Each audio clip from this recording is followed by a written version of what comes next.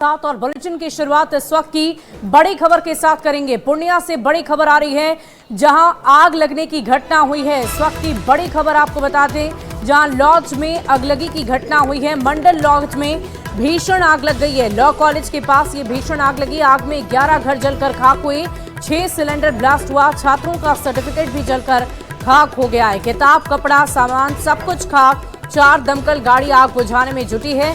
खजांची हाट थाना क्षेत्र में यह हादसा हुआ है। तो पूर्णिया से ये बड़ी खबर आपको बता रहे हैं, जहां मंडल लॉज में भीषण आग लग गई है। लॉ कॉलेज के पास भीषण आग लगी है। और इस पूरी खबर की अधिक जानकारी के साथ न्यूज 18 संवाददाता कुमार प्रवीण हमारे साथ फोन लाइन पर हैं। कुमार, क्या कुछ जानकारी है, कैसे आग लगी, अभी फिलहाल क्या स्थिति है? जी, ये शहर के लॉ कॉलेज के पास एक मंडल लॉज था, जो काफी पुराना लॉज था। वहीं पे आज सुबह लगभग 10 बजे भीषण आग लगी है। और बताया जा रहा है कि जो शॉर्ट सर्किट से आग लगी है, जिसमें लगभग 11 घर जलकर राख हो गया है। कुल 35 कमरों का वो पूरा लॉज था, जिसमें 50 से अधिक छात्र रहते थे। और पूरा लॉज जलकर राख हो गया है। और इसमें करीब 6 सिलेंडर भी ब्लास्ट किया है। और सिलेंडर ब्लास्ट करने के कारण आग और तेजी से फैल गया, जिस कारण पूरा लॉज जलकर राख हो गया है। और छात्रों का कहना है कि उसका कोई भी डॉक्यूमेंट्स या कुछ भी कागज नहीं बचा है। जो खाने पीने का सामान था, कपड़ा था, वो सब कुछ जलकर राख हो गया है। हालांकि सूचना मिलते ही दमकल की 4 गाड़ियां मौके पर पहुंची है और आग बुझाने में जुट गई है। लेकिन जिस तरह की स्थिति है, वहां पर जो वीडियो भी सामने आया है, उसमें देखा जा रहा है कि सिलेंडर ब्लास्ट कर रहा है। और पूरा आग की जो लपटें हैं, वो काफी तेज लपटें आसमान को छू रही है।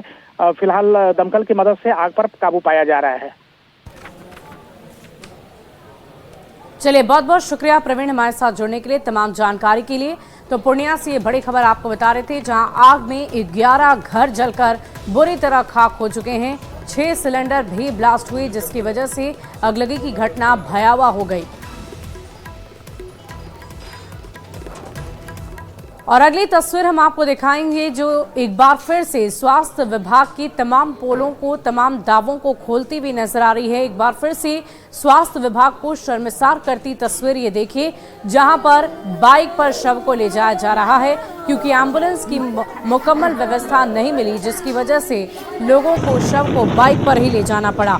तस्वीरें हम आपको दिखा रहे हैं। बताया जा रहा है कि मौत के 3 घंटे बाद भी जब शव को घर ले जाने की सुविधा नहीं मिली, तो एक व्यक्ति अपनी बाइक पर ही शव को लादकर घर पहुंचा और शव को बाइक पर बैठकर ले जाने का एक वीडियो सोशल मीडिया पर वायरल हो रहा है। हालांकि इस वायरल वीडियो की पुष्टि न्यूज 18 नहीं करता। ड्यूटी पर तैनात डॉक्टर विवेक कुमार ने बताया कि शव को घर ले जाने के लिए शव वाहन सीएचसी में नहीं, बल्कि परिजनों को 102 पर कॉल करने के लिए कहा गया, लेकिन वो बाइक से ही लेकर चले गए।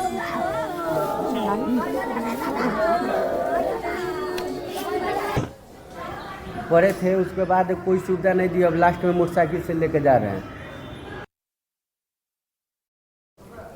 तो तस्वीरें हम आपको दिखा रहे हैं। मौत के 3 घंटे बाद भी नहीं मिला वाहन। न्यूज 18 हालांकि इस वायरल वीडियो की पुष्टि नहीं करता है, लेकिन आप तस्वीरें देखकर स्वास्थ्य विभाग की बदहाली का अंदाजा लगा सकते हैं।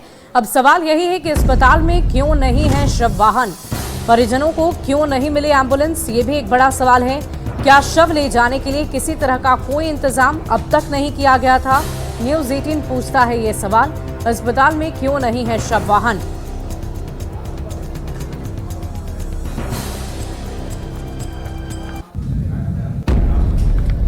और बड़ी खबर आपको मोतिहारी से बताएंगे, जहां पर एक बार फिर से अस्पताल की कुव्यवस्था देखने को मिली है। दरअसल यहां पर भी मरीजों को ले जाने के लिए किसी तरह की कोई मुकम्मल व्यवस्था नहीं की गई थी, और इसी के अंतर्गत जैसे तैसे मरीज को अस्पताल तक पहुंचाया गया। तस्वीरें हम आपको दिखा रहे हैं कि सदर अस्पताल की बदहाली किस कदर है, लेकिन अस्पताल में उसे उतारकर स्ट्रेचर पर रखने के लिए स्टाफ तक की मौजूदगी नहीं थी।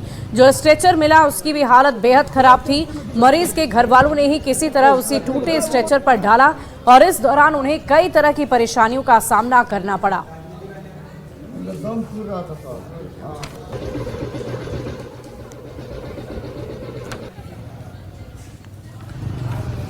अगली खबर आपको पटना सिटी से बताएंगे, जहां गोलीबारी के दौरान 2 लोगों की आपस में झड़प हुई और 2 लोगों की जान भी चली गई है। खबर पटना सिटी से आ रही है, जहां 2 लोगों ने आपस में गोलीबारी की और इसमें उनकी मौत की खबर है। पटना सिटी की तस्वीरें भी हम आपको दिखाएंगे, जहां पर इस पूरी वारदात को अंजाम दिया गया है। घटना मेहंदीगंज थाना क्षेत्र के लोहा पुल के कस्बा मोहल्ले की है, जहां श्राद्ध समारोह के दौरान भोज चल रहा था और इसी दौरान दो गुटों में मारपीट हुई। गोलीबारी की घटना घटी, जिसमें एक गोली हलवाई को लग गई, जिससे एनएमसीएच में इलाज के दौरान उसकी जान चली गई, जिसके बाद उसके परिजनों ने जमकर हंगामा किया और पुलिस इस पूरे मामले की फिलहाल जांच पड़ताल में जुटी हुई है। आज सर पता चला सर, हम सब तो भोज कर रहे थे तो सब आइन खाए पिए ला, एक बैग आइन देखे लड़ाई झगड़ा करके गोली चलावे लगे अपना सब हलवाई के लग गया सर गोली, तो हम सब उन्हें उजड़ा गए, इन्हें सब फरार हो गए सब। गोली अच्छा, कहाँ पर गोली लगी है? गर्दन में। कुछ वजह स्पष्ट हो पाया कि नहीं अब तक? कुछ वजह स्पष्ट हो पाया कि नहीं? नहीं, अभी तो कुछ नहीं पाया। घटना से निरीक्षण करने के बाद पता चल पाया।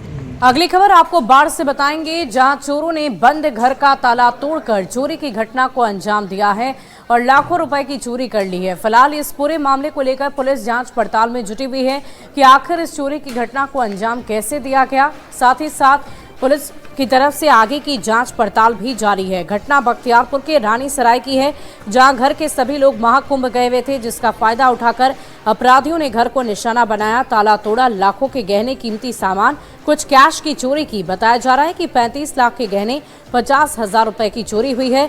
घर में चोरी की खबर पड़ोसी ने फोन कर दी थी और घटना की शिकायत पर बख्तियारपुर थाना पुलिस ने इस पूरे मामले की जाँच पड़ताल शुरू कर दी है। गए थे, मैं, पापा, मम्मी, वाइफ और बहन भी आई थी समस्तीपुर से। तो सुबह में 6-7 बजे करीबन यहाँ से मोहल्ले से फ़ोन किया, गाँव वाले ने आपका ताला टूटा, आप कहाँ हैं? जब आए तो हमने बोला कि जो ट्रेन में पहुँच रहे हैं, तो यहाँ पहुँचे तो ताला टूटा हुआ तो घर में भी देखे तो क्या सब चोरी हुई और कैमरे हमारे लगे हुए हैं। फुटेज से भी मालूम चल रहा है कि रात को 1:30 बजे के आसपास चोर आए हैं। कितने की संख्या? 3-4 के संख्या में है जो वीडियो में दिख रहे हैं। अनुमान से कितना का आपको नुकसान हुआ है इसमें? ये 35 से 40 लाख टोटल गोल्ड है और कैश है। और कैमूर से इसी बीच आपको एक बड़ी खबर बताएंगे, जहां पर सड़क हादसे में 3 लोगों की मौत हो गई है। आपको बता दें कि खड़ी ट्रक में एक ऑटो ने टक्कर मार दी, जिसके बाद वो दुर्घटनाग्रस्त हुई और 3 लोगों की जान चली गई। बड़ी खबर आपको कैमूर से बता रहे हैं। महाकुंभ से ये सभी लौट रहे थे और ऑटो से औरंगाबाद की ओर जा रहे थे। हादसे में 2 लोग जख्मी भी बताए जा रहे हैं, जिनका इलाज फिलहाल जारी है। तो इस वक्त की बड़ी खबर आपको कैमूर से बता रहे हैं, जहां सड़क हादसे में 3 यात्रियों की मौत हो गई है। 5 बजे के आसपास में ये लोग पहुंचे हैं मोठानी ढाबा के पास। तो रास्ते में बाएं साइड में एक ट्रक पार्किंग लाइट जला के खड़ी थी। ड्राइवर को, ऑटो ड्राइवर, जैसा कि वहां के गार्ड के द्वारा बताया जा रहा है कि ऑटो ड्राइवर को नींद झपकी जैसा आ गया और वो गाड़ी जाके सीधे पीछे ट्रक में ऑटो इनका लड़ गया। एक्सीडेंट हो गई, जिसमें कि 3 आदमी की मृत्यु हो गई है। और अगली खबर आपको सियासी गलियारे से बताएंगे, जहां खगड़िया से एलजेपीआरवी के सांसद राजेश वर्मा ने एक बड़ा दावा कर दिया है। उन्होंने कहा है कि बिहार में चुनाव से पहले ही इंडी गठबंधन टूटकर बिखर जाएगा और जो भी उसके घटक दल हैं वो एनडीए में शामिल हो जाएंगे। क्या दावा उन्होंने किया है, आपको सुनवाते हैं। मैंने आपको कहा तो कि विपक्ष में महागठबंधन साथ है कि नहीं है, ये वो खुद पहले तय कर ले कि कौन साथ है कौन नहीं साथ है। आने वाले समय पे आप देखिएगा जो विपक्ष के 3-4 घटक दल आपको दिख रहे हैं, 1-8 घटक दल तो एनडीए के साथ आ जाएंगे और बाकी जो घटक दल है उसमें आपसी फुटअव्वल जो है वो आने वाले 2 महीने में शुरू हो जाएगा। कितने लोग साथ रहेंगे देखने को मिलेगा। और अगली खबर राजधानी पटना से, जहां पंडित दीनदयाल उपाध्याय की पुण्यतिथि पर एक आयोजन रखा गया था, जिसमें श्रद्धा सुमन अर्पित करने के लिए बीजेपी के तमाम नेता भी शामिल हुए। आपको बता दें कि वहां पर डिप्टी सीएम विजय सिन्हा, साथ ही साथ सम्राट चौधरी भी मौजूद नजर आए। पटना से ये तस्वीरें हम आपको दिखा रहे हैं, जहां उनकी प्रतिमा पर माल्यार्पण कर श्रद्धांजलि अर्पित की गई है। कार्यक्रम में दोनों डिप्टी सीएम सम्राट चौधरी, विजय सिन्हा, विधानसभा अध्यक्ष नंदकिशोर यादव सहित कई नेताओं ने श्रद्धांजलि दी है। इस मौके पर दोनों डिप्टी सीएम ने कांग्रेस और आरजेडी के रिश्ते पर भी निशाना साधा है। दीनदयाल उपाध्याय जी ने जो रास्ते दिखाए हैं, भारतीय जनता पार्टी जो अंत्योदय की कल्पना थी सरदार अटल बिहारी वाजपेयी जी ने, और आज भी नरेंद्र मोदी जी की सरकार अंतिम पंक्ति में बैठने वाले व्यक्ति की चिंता कर रही है। राज्यसभा में उन्होंने जातीय जनगणना की मांग की है सोनिया गांधी ने। बिहार में हो चुका, एक सवाल और है कि बजट की तैयारी में सरकार जुटी हुई, तो माना जाए कि इस बार बजट में काफी सौगात लोगों को, बिहार के लोगों को मिलेगा। बिहार के लोगों को मिल चुका है और आगे भी बिहार का बजट आएगा तो उसमें बिहार के लिए ही पूरी तरह सौगात होगी। देखिए, Congress party one man party है, वो एक परिवार की पार्टी है। राष्ट्रीय जनता दल और कांग्रेस पार्टी का चरित्र एक है, एक ही परिवार के लिए जीता। ये पंडित दीनदयाल उपाध्याय जी का पुण्यतिथि और ये समर्पण दिवस है। ये स्वार्थ के गठबंधन बिखर गए, जिसका परिणाम उनको सामने दिखाई पड़ रहा है। और कांग्रेस का नेतृत्व इतना कमजोर है, राहुल गांधी, जो संभव नहीं है कि वो जीत दिला सकें। और राहुल गांधी को हटा करके ही कोई राजनीतिक परिवारवाद, वंशवाद के लोगों से जब मुक्त होगा तभी लोकतंत्र मजबूत होगा किसी भी पार्टी का। और जेडीयू के मुख्य प्रवक्ता और एमएलसी नीरज कुमार ने भी इंडी अलायंस पर निशाना साधा है और कहा है कि अब इंडी गठबंधन का कोई वजूद ही नहीं है। क्या कह रहे हैं, आपको सुनवाते हैं। इंडी गठबंधन का कोई औचित्य नहीं है, ये अपने अपने स्वहित के लिए राजनीति करते हैं। अब तो ममता दीदी ने अगर यह कहा है तो कांग्रेस पार्टी सेकुलर है कि नहीं, सीपीआई सीपीएम वाले सेकुलर है कि नहीं, या ममता दीदी के सामने आप दंडवत हो गए? यह तो इंडी गठबंधन के घटक दल को विचार करना होगा। इसलिए ये लोग मुंडे मुंडे मते भिन्ना है। और आपको बता दें कि तारिक अनवर ने कांग्रेस को एक सुझाव दिया है, एक नसीहत दी है और सोशल मीडिया पर अपनी बातें लिखी हैं और उनके इसी सुझाव को लेकर सियासी गलियारे में चर्चाओं का बाजार गर्म हो गया है। इसी बीच एनडीए साथ साथ कांग्रेस और आरजेडी के भी नेताओं की तरफ से बयान उनकी नसीहत को लेकर आ रहे हैं। क्या कुछ प्रतिक्रियाएं आ रही है, आपको सुनवाते हैं। अनवर जी, आपको यह जानकारी का अभाव है कि आदरणीय लालू प्रसाद जी और माननीय तेजस्वी यादव ने बिहार में कांग्रेस पार्टी को गठबंधन और सीटों के मामले को लेकर के न जाने कितनी बार बयानबाजी किया है और जूतम पैजाड़ की स्थिति राजद ने कर दिया है कांग्रेस के साथ। फिर भी कांग्रेस है कि सुधरती नहीं है, कांग्रेस है कि पिछलग्गू बनी हुई है। कांग्रेस के वरिष्ठ नेता तारिक अनवर की संगठन में बुलाहट कुछ नए संकेत देती है। जन्मजात कांग्रेसी रहे तारिक साहब कुछ नई तैयारी में है। उनके साथ पुराने कांग्रेसियों की जमात भी है।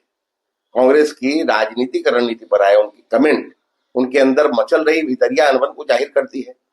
संगठन में एकला चलो की राजनीति से घबराए और विचलित तारिक अनवर किसी नए आशियाने की तलाश में। चुनाव होना है तो पूरी मजबूती के साथ इंडिया गठबंधन इंटैक्ट है और तेजस्वी यादव जी के नेतृत्व में चुनाव लड़ेगी। और जिस तरह झारखंड में चुनाव परिणाम में बीजेपी को, विरोधियों को धूल चटाई थी, उसी तरह से बिहार में एनडीए को धूल चटाएंगे और बिहार में 25 में तेजस्वी सरकार बनाएंगे। ये संकल्प बिहार की जनता का है। माननीय तारिक साहब जी कांग्रेस पार्टी के कद्दावर नेता हैं, काफी सीनियर लीडर हैं और उन्होंने जो अपनी बात सोशल मीडिया के माध्यम से बोला है, ये बिल्कुल उनकी पर्सनल राय है, निजी राय है और कहीं ना कहीं उनके मन में कुछ बातें होंगी जो कांग्रेस पार्टी की विस्तार और कार्यकर्ता की जो वेदना है वो बोल रहे हैं। लेकिन उनको सारे सिस्टम, सारे प्रोटोकॉल्स पता है कि कौन सी बात को कहाँ रखनी चाहिए। और इसी बीच समस्तीपुर से आपको बड़ी खबर बताएं, जहां ट्रेन की बोगी से अचानक धुआं निकलने से यात्रियों में अफरा तफरी का माहौल हो गया। बड़ी खबर आपको बता रहे हैं समस्तीपुर से, जहां जयनगर दानापुर इंटरसिटी का ये मामला है। यात्रियों में अफरा तफरी का माहौल हो गया। पूसा रोड और दोबहा स्टेशन के बीच यह हादसा हुआ है। इस वक्त की बड़ी खबर समस्तीपुर से आपको बता रहे हैं, जयनगर दानापुर इंटरसिटी में अफरा तफरी का माहौल हुआ। और इस पूरी खबर के अधिक जानकारी के साथ न्यूज 18 संवाददाता मुकेश हमारे साथ फोन लाइन पर हैं। क्या कुछ जानकारी है, कैसे यह हादसा हुआ, क्या कोई तकनीकी खामी आ गई थी, इस वक्त वहां पर क्या परिस्थिति है?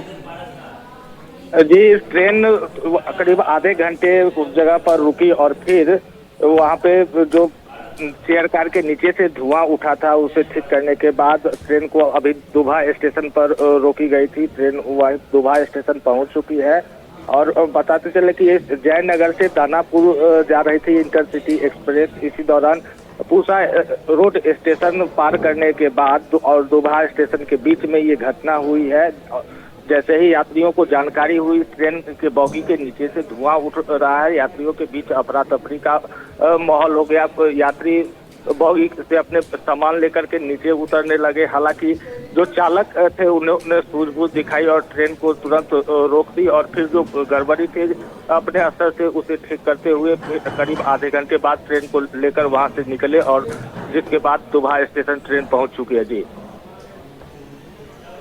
चलिए, बहुत बहुत शुक्रिया मुकेश हमारे साथ जुड़ने के लिए, तमाम जानकारी के लिए। तस्वीरें हम आपको दिखा रहे हैं कैसे ट्रेन से धुआं निकल रहा है। आप तस्वीरें देखकर अंदाजा लगा सकते हैं कि वहां पर किस कदर अफरा तफरी का माहौल हुआ। हालांकि फिलहाल इस पूरे मामले को सुलझा लिया गया है, जो तकनीकी खामी है उसे दूर कर लिया गया है। और ये हादसा आपको बता दें कि जयनगर स्पेशल ट्रेन में हुआ है। जयनगर से दानापुर इंटरसिटी तक ये ट्रेन जाती है और उसी ट्रेन में यह हादसा हुआ। फिलहाल स्थिति सामान्य बताई जा रही है।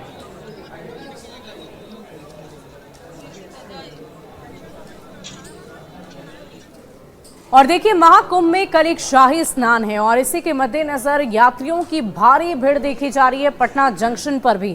लेकिन कुछ वैसे भी लोग हैं जो भीड़ से बचने के लिए पहले ही शाही स्नान कर चुके हैं और वापस लौट चुके हैं। प्रयागराज में कल होने वाले महाकुंभ के लिए जन सैलाब उमड़ चुका है। पटना रेलवे स्टेशन की भी हम तस्वीर दिखा रहे हैं कि जहां बड़ी संख्या में लोग कुंभ स्नान कर लौट रहे हैं, तो कई ऐसे लोग हैं जो ट्रेन पकड़ने के लिए यहाँ बैठे हैं, क्योंकि कल 12 तारीख को माना जा रहा है कि शाही स्नान है और कुछ लोग शाही स्नान से पहले यहाँ पटना पहुंच रहे हैं। तो कई लोग चाह रहे हैं कि वो कल का शाही स्नान करें और लिहाजा पटना रेलवे स्टेशन पर भी काफी भीड़ है। एक पूरा परिवार है जो इस वक्त महाकुंभ से ये लोग स्नान करके यहाँ पर पहुंचे हैं। क्या स्थिति है प्रयागराज में? बहुत भीड़ है, बहुत भीड़ है और हम लोगों से बहुत अच्छी तरह से स्नान वान कर लिए और व्यवस्था तो बहुत अच्छा है सब। ट्रेन से आई हैं आप लोग? हाँ। ट्रेन में भी भीड़ है? हाँ, ट्रेन में तो भीड़ बहुत है। सांस नहीं ले जाता है ट्रेन में, तो इतना भीड़ है कि चता जाता है, सांस नहीं ले जाता है, इतना भीड़ है। हम लोग के जाने बच गया जब बहुत मुश्किल है। शाही स्नान के पहले ही आप लोग चले आए, काफी भीड़ थी क्या? हाँ, बहुत भीड़ थी लेकिन व्यवस्था बहुत अच्छा था। हम लोग बढ़िया से कर लिए और ट्रेन पर भी पुलिस लोग सब बढ़िया से चढ़ा रहा था। और फिलहाल इस बुलेटिन में अभी के लिए बस इतना ही। आप बने रहे न्यूज़ 18 बिहार झारखंड के साथ।